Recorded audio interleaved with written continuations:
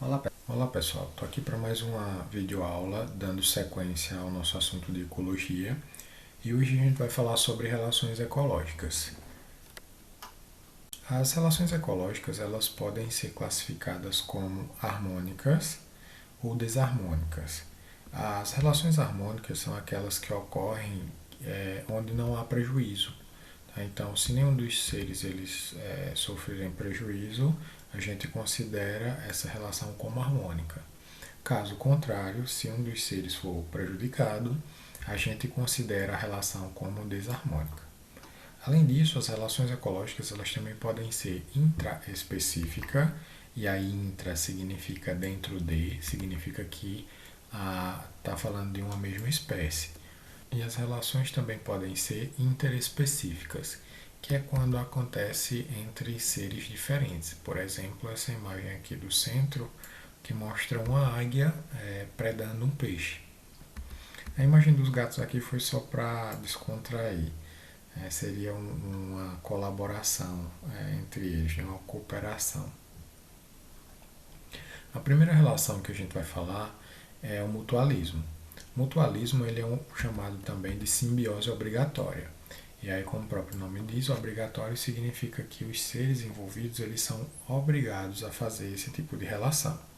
É uma relação harmônica. Entretanto, se houver a separação de pelo menos um dos organismos, isso vai acabar gerando a morte de um ou de ambos. O exemplo mais comum que a gente tem de mutualismo é o dos líquens. Os líquens eles são a associação de uma alga e um fungo. Na imagem da esquerda, vocês podem observar uma, uma parte esverdeada que corresponde à alga e essa parte aqui que são as hifas do fungo. Tá? Então o fungo, essa parte amarelada e o esverdeado é a alga. Como eu disse a vocês, mutualismo ele tem benefício para os dois. Então nesse caso dos líquens, a alga ela vai ganhar a imunidade, a alga ela vai ganhar a umidade e aí o fungo vai ganhar parte do alimento que a alga produz. Lembre que a alga ela é fotossintetizante e ela consegue produzir o seu próprio alimento. Então ela doa uma parte desse alimento para o fungo. Se vocês observarem a imagem da direita mostra os líquens de maneira menos ampliada. E aí vocês vão se dar conta de que vocês já devem ter visto esses líquens em uma variedade de lugares. Então a gente encontra em troncos de árvores, em calçadas, florestas úmidas ou regiões úmidas, elas costumam ter muitos líquens. Além disso, dos líquens, um outro exemplo de mutualismo seria o do cupim e dos protozoários. O cupim ele não tem a capacidade sozinho de digerir a celulose, que forma madeira. Por isso, o cupim ele precisa dos protozoários. Esses protozoários vivem no intestino do cupim e os protozoários auxiliam aí na digestão da celulose. Então veja que os protozoários ganham abrigo e proteção e o cupim ganha um reforço na digestão da celulose, tá? Ou na verdade uma possibilidade de digestão da celulose. Também acontece a relação do mutualismo entre os ruminantes e as bactérias. Então, ruminante em uma bactéria, o ruminante é um herbívoro, então para que ele consiga digerir aquele material proveniente das folhas, as bactérias elas têm um papel fundamental nisso. Tá? Então é uma relação também de mutualismo, onde um não consegue sobreviver sem o outro. Há também a protocooperação. A protocooperação é bem parecida com o mutualismo, e aí vocês têm que ter cuidado para não confundir. Na protocooperação, ela é tratada como uma simbiose não obrigatória. Então, enquanto no mutualismo a gente estava tratando de uma relação que é obrigatória, na protocooperação não há essa obrigação. E aí, assim como no mutualismo, na protocooperação as duas espécies envolvidas elas são beneficiadas. Nesse caso, se você separar as duas, elas podem viver muito bem isoladamente. Talvez o exemplo mais clássico de protocooperação seja o dos bois e das garças. Então vocês já devem ter observado que em alguns cercados onde tem gado é comum você ver garças. As garças estão ali para comer os carrapatos do boi. E aí o boi fica livre do parasita e as garças ganham alimento. Tá? Perceba que eles sobrevivem muito bem um sem o outro. Então, se as garças não estiverem por ali para comer o carrapato, não tem problema, elas vão conseguir outras formas de se alimentar. Assim como os bois também conseguem sobreviver com uma determinada quantidade de parasitas. O caranguejo eremita e a anêmona também são exemplos de protocooperação. Então, aqui na imagem da direita, a gente observa o caranguejo eremita. O caranguejo ele está aqui por baixo, tá? E em cima da carapaça dele, a gente observa diversas anêmonas. Essas anêmonas, elas conferem para o caranguejo uma proteção. Lembrem que a anêmona ela tem tentáculos e esses tentáculos eles liberam uma substância que causa uma espécie de queimadura em diversos animais. E aí o caranguejo ele obtém a vantagem nessa relação, a vantagem de ter uma proteção. Então o animal ele vai hesitar na hora de tentar devorar ou atacar esse caranguejo. E a anêmona ganha o quê? A anêmona, nesse caso, a anêmona ele é um animal séssil, ela fica fixa no fundo do oceano, do mar. E aí, quando ela fixa na carapaça do caranguejo, o que vai acontecer é que ela vai ganhar mobilidade. E essa mobilidade vai facilitar a busca por alimento. Então, ao invés do alimento vir até ela vai conseguir percorrer aí uma determinada distância junto do caranguejo e vai conseguir capturar os alimentos de maneira mais fácil. Na imagem da esquerda, a gente observa um jacaré e um pássaro palito. Tá? Eles também fazem uma relação de protocooperação, onde o pássaro palito ele acaba se alimentando dos restos que ficam entre os dentes do jacaré. Então o jacaré ganha uma limpeza e o pássaro palito ganha alimento. Mas o pássaro palito tem outras fontes de alimento. E aí ele poderia optar por não fazer isso. Tá? Assim como o jacaré, ele poderia optar simplesmente por não deixar, não abrir a boca para que o pássaro palito fizesse essa limpeza. Por isso é uma protocooperação. No comensalismo, existe uma relação onde uma das espécies obtém vantagem e a outra é indiferente em relação a isso. E aí, quando eu digo indiferente, significa que ela nem tem prejuízo e nem obtém vantagem. Se nenhuma espécie tem prejuízo, então a gente pode considerar como uma relação harmônica. Talvez o exemplo mais famoso seja o da rêmora e do tubarão. Então a gente observa que os tubarões eles têm na maioria das vezes, uns peixes grudados embaixo dele. E esses peixes são justamente as rêmoras.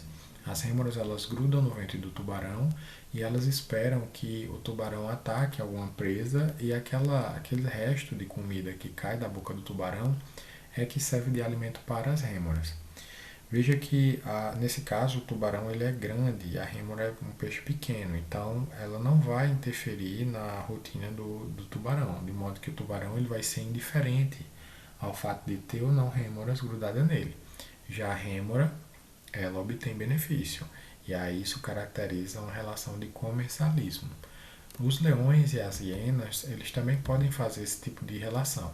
Então, no caso dos leões e das hienas, o que acontece é que os leões, quando matam a presa, é comum ele deixar depois de se alimentarem, ele deixar um resto de carne naquela presa. Né? E aí as hienas, elas ficam ali por perto e quando os leões saem, elas atacam e terminam de devorar a presa.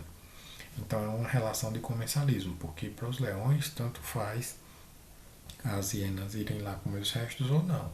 Mas para as hienas elas obtêm vantagem, porque elas não tiveram que caçar e elas não tiveram que usar a energia do corpo e se arriscar atrás do alimento.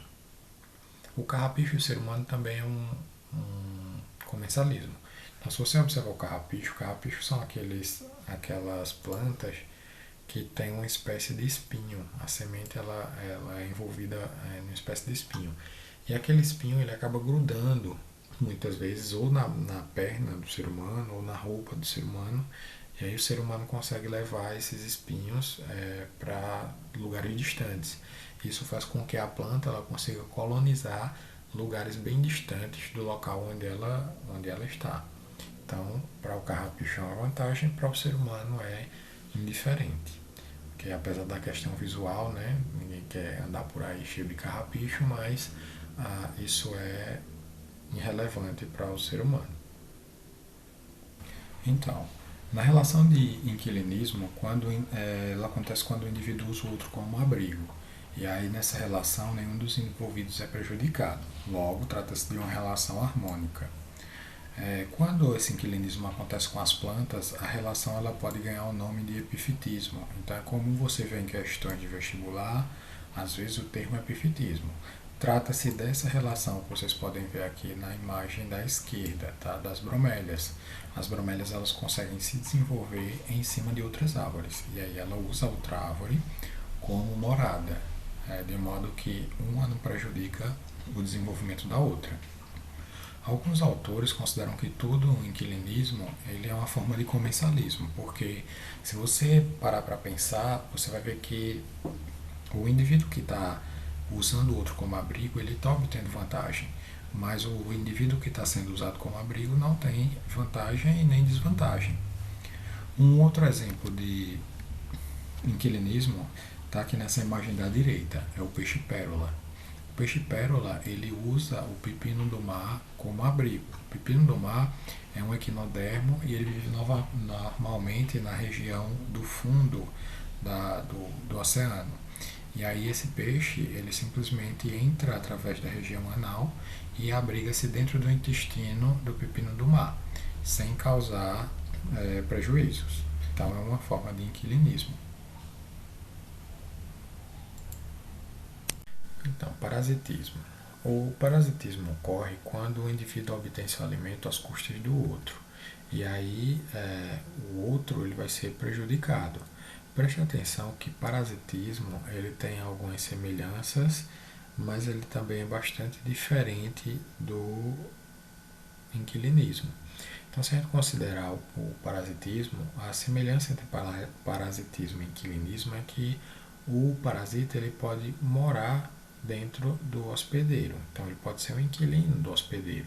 Entretanto, as relações são diferentes, porque no parasitismo, o parasita ele está querendo obter alimento e lá no inquilinismo a gente tem um indivíduo querendo obter abrigo, querendo obter morada.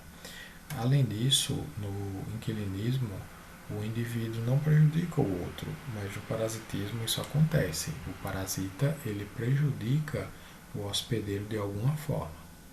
Os parasitas eles podem ser classificados em endoparasitas, quando são parasitas do lado de dentro, quando são internos, como por exemplo a lombriga, como por exemplo a ameba, os vírus, as bactérias, algumas bactérias, tá? E os parasitas eles podem ser classificados também como ectoparasitas. E aí os ectoparasitas são aqueles que habitam o meio externo do ser vivo, tá? Por exemplo, os carrapatos ou as pulgas. Os parasitas eles não têm o propósito de matar o hospedeiro, até porque para o parasita o hospedeiro é fonte de alimento e ele também é abrigo. Então, se ele mata o hospedeiro, ele acaba ficando sem alimento e sem abrigo. Muitos até têm apenas um hospedeiro durante seu ciclo de vida. E aí, matar o hospedeiro significa assinar a sua própria sentença de morte.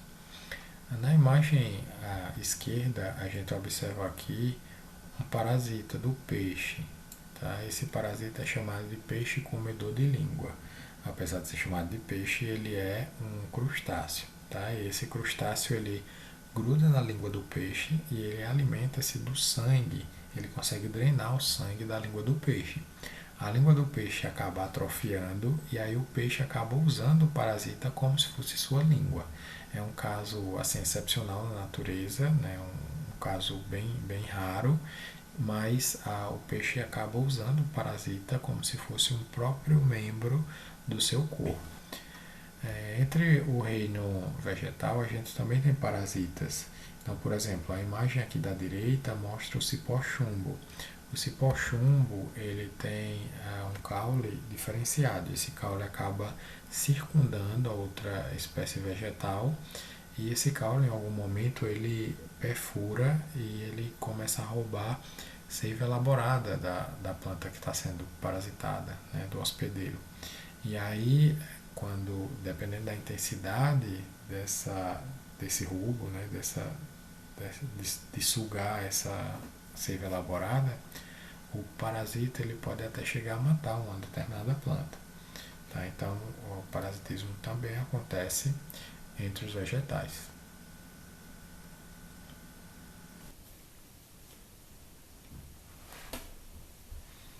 A predação é uma das relações ecológicas mais comuns. Tá? Então, na predação, a gente tem a situação onde um mata o outro para utilizar como fonte de alimento. É uma relação interespecífica, tá? Ela não pode ser intraespecífica, por quê? Porque senão vai mudar de nome, não vai ser mais predação. Vai tratar-se de um canibalismo. E, obviamente, é uma relação desarmônica porque um dos lados vai sair no prejuízo, vai acabar morrendo para servir de alimento para o outro. A predação ela é necessária para o controle das populações. Então, a gente observa que quando uma população ela começa a crescer demais na natureza, isso vai gerar diversos transtornos, inclusive vai impactar em outras populações. Então, a predação, de certa forma, ela garante o equilíbrio do meio ambiente. Então aqui a gente observa na imagem da esquerda uma onça pintada caçando e uma cobra se alimentando aqui de um lagarto. Quando a gente fala em predação, a gente sempre lembra de seres bem fortes, com garras. Entretanto, a natureza ela tem diversos tipos de predadores e esses predadores podem apresentar diversas estratégias, como por exemplo a estratégia do sapo. O sapo ele tem uma língua bem comprida e uma língua rápida, então ele consegue capturar os insetos de maneira muito precisa. Assim como o sapo, as aranhas elas também são predadoras. E as aranhas elas podem adotar diversas estratégias. A gente tem aranhas que caçam, simplesmente caçam, são bem sorrateiras, chegam de fininho até conseguir capturar a presa. E a gente tem aranhas que conseguem armar teias e esperar que o alimento grude ali naquela teia. Então são diversas estratégias. Tem um crocodilo, que aí não precisa nem falar muito dele, né? O crocodilo ele já é bem adaptado a capturar presas bem grandes. E a gente tem o rei dos mares, né? Que é o famoso tubarão. Tá? Perceba que nem sempre os predadores têm tanta facilidade em capturar as presas. Por exemplo, se a gente considerar essa foto do tubarão, o tubarão está tentando devorar um peixe-leão. O peixe-leão ele tem diversos espinhos ao redor do corpo e isso é proposital justamente para espantar os predadores, porque é muito difícil devorar um peixe que tem em volta dele vários espinhos. Então, apesar do tubarão ter todas as armas de um bom predador, ainda assim ele pode encontrar dificuldade em relação a algumas presas. A competição é uma outra relação ecológica e a competição ela acontece tanto entre indivíduos da mesma espécie quanto em indivíduos de espécies diferentes. Por isso que a gente pode considerar ela interespecífica e também pode considerar alguns casos intraespecíficos. Ok? E aí essa competição ela vai visar aí a disputa por recursos. Então, por exemplo, quando a gente fala em disputa por recursos, a gente pode estar considerando a liderança de um bando ou considerando quem vai acasalar com a fêmea, tá? Em relação à comida, eles também podem disputar comida. Então tudo isso gera competição. A competição ela é uma relação desarmônica, porque normalmente a competição ela envolve briga e envolve disputa. E disputa gera desgaste para as duas partes. Então, por exemplo, se você observar leões brigando por qualquer que seja o motivo, você vai observar que os dois vão sair feridos. E mesmo que não saia ferido, um deles vai ter, ou os dois, vão ter desperdiçado bastante energia. Então, é uma relação onde os dois saem prejudicados. Nesse caso aqui da imagem da direita, eu queria que vocês prestassem bastante atenção, porque nesse caso a gente está tratando de uma competição. Entretanto, a gente viu que leões e hienas eles podem fazer uma relação de comensalismo. O comensalismo ele acontece quando uma das espécies é indiferente, mas nesse caso a leoa ela está disputando o alimento com as hienas, tá? E aí é um caso de competição. Bom, o amensalismo é uma outra relação ecológica também bastante importante. No amensalismo, o que ocorre é que um determinado indivíduo tenta inibir ou prejudicar o desenvolvimento de outras espécies. Nesse caso, a relação é obviamente desarmônica, uma vez que uma das espécies vai ter prejuízo. O amensalismo ele pode ser exemplificado através da ação dos eucaliptos. Tá? Então, muitos produtores usam o eucalipto para fins comerciais. E aí essas matas de eucalipto elas acabam ficando bem homogêneas, só com eucaliptos. Isso porque o eucalipto ele tem na folha uma substância que quando a folha entra em decomposição, essa substância em contato com o solo impede o desenvolvimento de outras plantas nas proximidades. Então isso é uma relação amensal. O eucalipto está impedindo o desenvolvimento de outras plantas. Também acontece com as casuarinas, um processo semelhante, onde as raízes podem liberar algumas substâncias que impedem o desenvolvimento de outras plantas no entorno da árvore.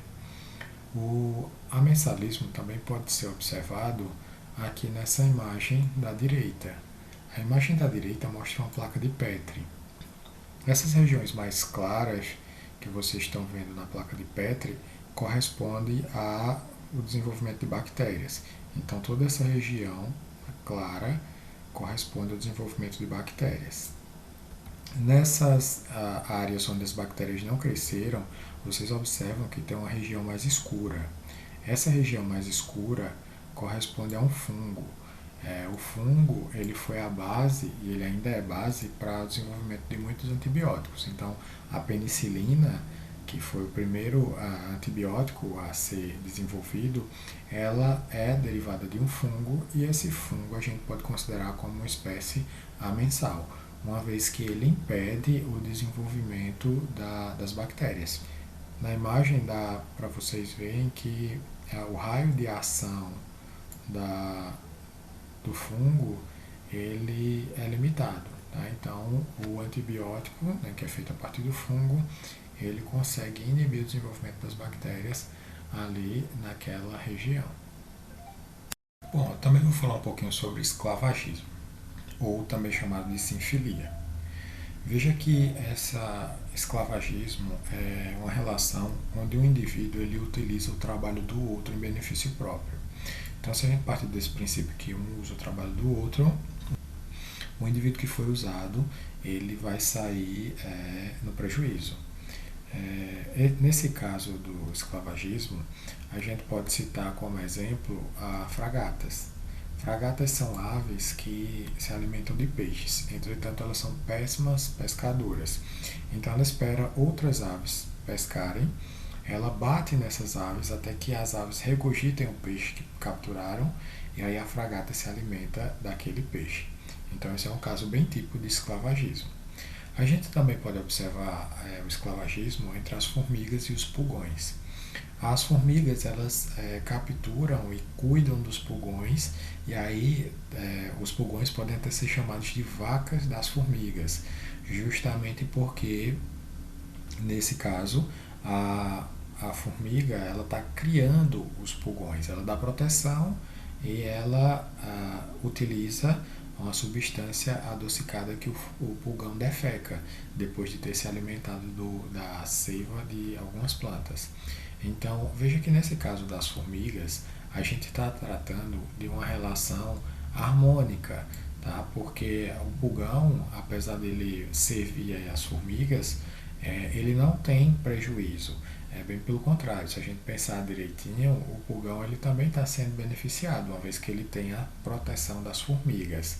E aí existe até um ponto de discordância, porque se o pulgão é beneficiado e a formiga também é beneficiada, isso poderia ser uma protocooperação, né, e não necessariamente um esclavagismo. Mas essa relação ainda não foi tão bem desvendada pela ciência, e aí por enquanto ela é um exemplo de esclavagismo, apesar dos pontos de discordância em relação a isso. No canibalismo, o indivíduo mata e devora o outro da mesma espécie. Então, o que caracteriza o canibalismo é justamente o fato dos organismos serem da mesma espécie e um matar e devorar o outro, tá? Então, se um organismo mata, um indivíduo mata o outro, mas não devora, a gente não entra, ele não se enquadra em caso de canibalismo.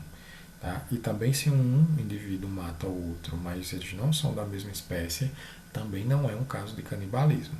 Você pode dizer assim, professor, mas tem uma aranha maior que matou uma aranha menor.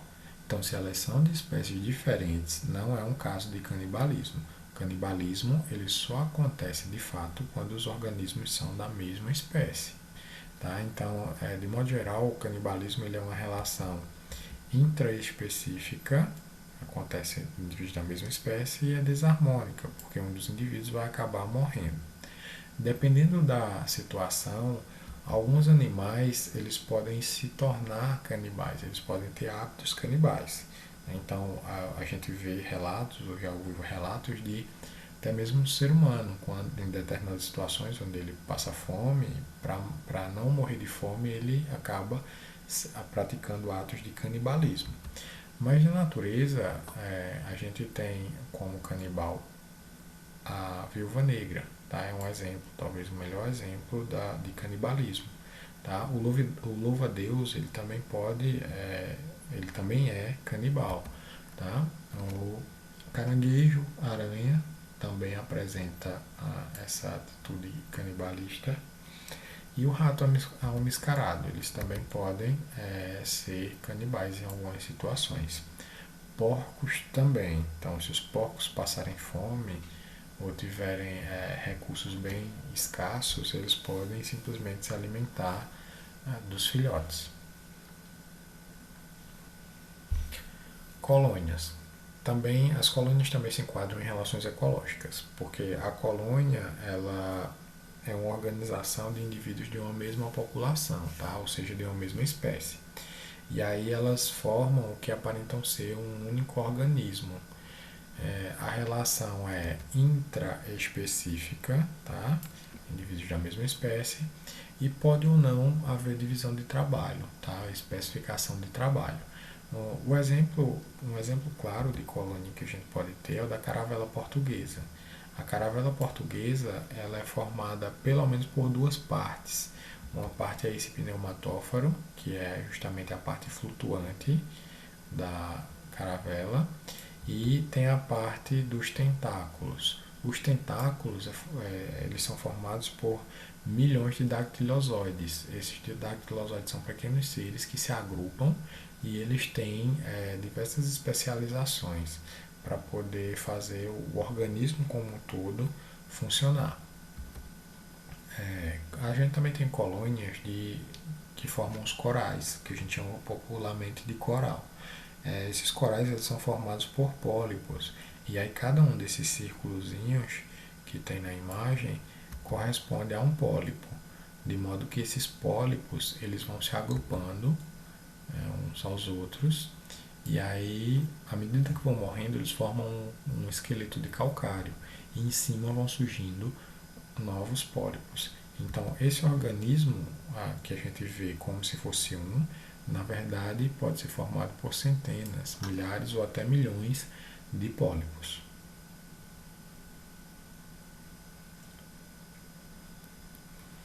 As sociedades também fazem parte das relações ecológicas. A gente tem, talvez como o melhor exemplo de sociedade, a sociedade humana. Então, as sociedades, de modo geral, a gente pode dizer que ela é caracterizada por um agrupamento de indivíduos com foco na divisão de trabalho. Tá? Então, em uma sociedade, se você observa, por exemplo, a sociedade humana, a gente tem diversas profissões. Então, a gente tem o professor, a gente tem o padeiro, a gente tem o médico. Então, essas especializações, elas funcionam para fazer com que a dinâmica da sociedade ela flua normalmente. E aí, não só o ser humano forma uma sociedade, mas a gente tem também a sociedade, por exemplo, entre as formigas. As formigas são seres sociais e muitas vezes a forma do corpo da formiga reflete a divisão de trabalho da sociedade de formigas. Então, por exemplo, quando a gente tem a rainha ela tem capacidade reprodutiva e ela tem um corpo e o tamanho diferente das demais. A gente tem, por exemplo, entre as formigas, as operárias, que elas vão ter um corpo projetado para carregar peso, tá? Para carregar recursos. Os cupins também formam sociedades, e da mesma forma das formigas, eles também têm indivíduos especializados, inclusive com a forma do corpo adaptada a determinado tipo de trabalho. Em relação às sociedades, a gente tem uma relação intraespecífica, tá? Porque isso sempre acontece com indivíduos de uma mesma espécie, e essa relação ela é harmônica, tá? Por mais que você ache, por exemplo, na sociedade do ser humano que uma determinada classe é prejudicada, mas toda a sociedade ela coopera para o bem geral, tá? Para o bem de todos os indivíduos que fazem parte dela. As sociedades elas têm os indivíduos na sociedade eles têm a opção de fazer ou não parte dessa sociedade. Então, por exemplo, a partir de um momento que uma formiga não quer mais fazer parte da sociedade, ela consegue sobreviver sozinha. Claro que é muito provável que ela não obtenha tanto sucesso quanto quando ela está junta com as outras formigas. Entretanto, ela pode sim optar por não fazer parte da sociedade. E aí ela não vai morrer por conta disso, ou não deve morrer por conta disso. Então, pessoal, espero que vocês tenham gostado da aula. Tá? Qualquer dúvida, manda aí as perguntas.